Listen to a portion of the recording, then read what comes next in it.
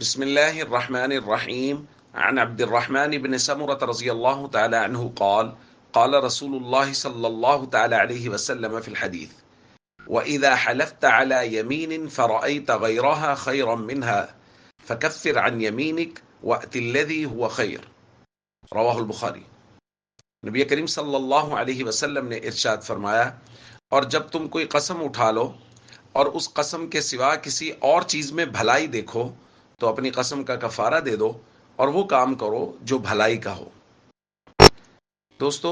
قسم کے آداب و احکام میں سے ایک ادب اور حکم یہ ہے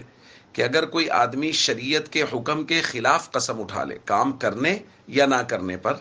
تو شریعت کہتی ہے کہ وہ کام کرو جو شریعت کا حکم ہے اور قسم کا کفارہ دو۔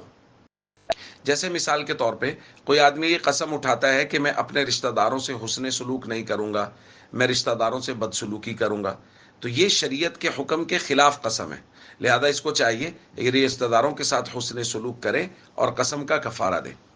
بالکل ایسا ایک واقعہ بھی پیش آیا کہ ایک صحابی نبی کریم صلی اللہ علیہ وسلم کے پاس آئے اور انہوں نے کہا، یا رسول اللہ، آپ کا اس بارے میں کیا حکم ہے کہ میں اپنے چچا کے بیٹے کے پاس آؤں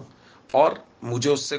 ضرورت ہو، میں اس سے کچھ مانگوں، فلا یعطینی ولا یصلنی، وہ مجھے کچھ دے بھی نہ، میرے ساتھ صلہ رحمی نہ کرے، ثم یحتاج الی،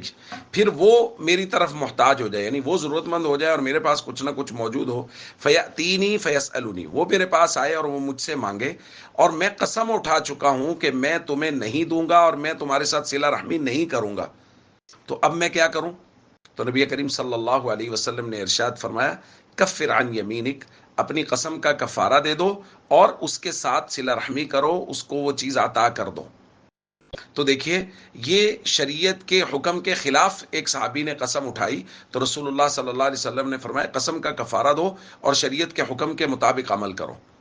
تو اس لیے رشتہ داروں کے ساتھ حسن سلوک اور باقی سارے معاملات، اور یہاں ہمیں یہ بات بھی بہت اچھی طرح سمجھ لینی چاہیے کہ رشتہ دار اگر بد سلوکی کریں اور تمہارے پاس اللہ اچھا وقت لے آئے تو رسول اللہ صلی اللہ علیہ وسلم فرمانے تم بد سلوکی نہ کرنا۔ دیکھیں، اس کے چچا کے بیٹے نے اس کو نہیں دیا،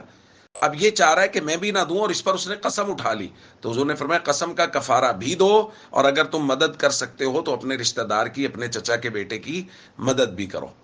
تو اس لیے بھائی، ہم سب کو چاہیے رشتہ داروں کے ساتھ حسن سلوک کریں، اور اگر خدا نہ خواستہ کبھی زبان سے ایسی قسم نکل جائے جو شریعت کے حکم کے خلاف ہو تو قسم کا کفارہ دیں اور شریعت کے حکم کے مطابق عمل کریں۔ السلام علیکم ورحمۃ اللہ وبرکاتہ۔